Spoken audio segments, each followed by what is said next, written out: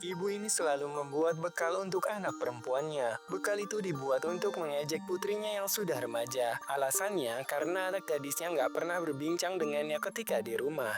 Suatu hari, ibunya membuat bekal yang dibentuk menyerupai gadis cantik. Semua teman sekelasnya terpesona pada bekal buatan ibunya hari itu. Sepulang sekolah, anaknya menyerahkan kotak bekalnya. Ibunya senang sekali karena anak gadisnya menghabiskan bekalnya untuk pertama kali. Sayangnya, si ibu mulai kehabisan ide. Meskipun dia sudah bangun pagi, tapi dia masih belum dapat ide bekal apa yang harus dibuat untuk putrinya.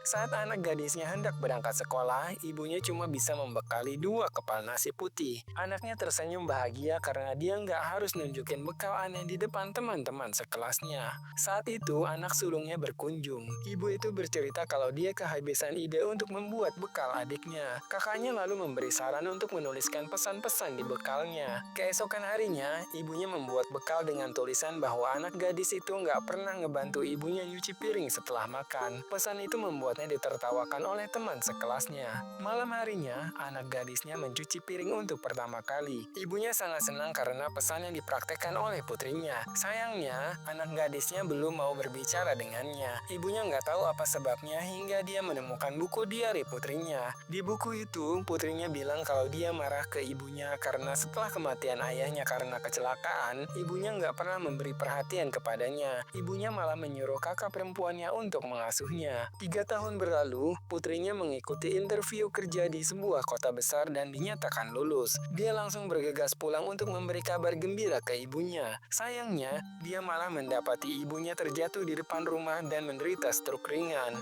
Dia mengurungkan niatnya untuk ke kota dan ingin merawat ibunya, tapi ibunya memaksanya untuk mengejar pekerjaan impiannya. Menjelang upacara perpisahan sekolah, ibunya berencana membuatkan bekal terakhir untuk putrinya. Dia dengan susah payah memasak dan menuliskan pesan karena tangannya belum pulih akibat stroke ringan. Kakak perempuannya lalu menyerahkan bekal terakhir kepada adiknya, dan adiknya itu menggerutu sepanjang jalan karena bekalnya begitu berat. Setelah wisuda, dia membuka bekal raksasa dari ibunya.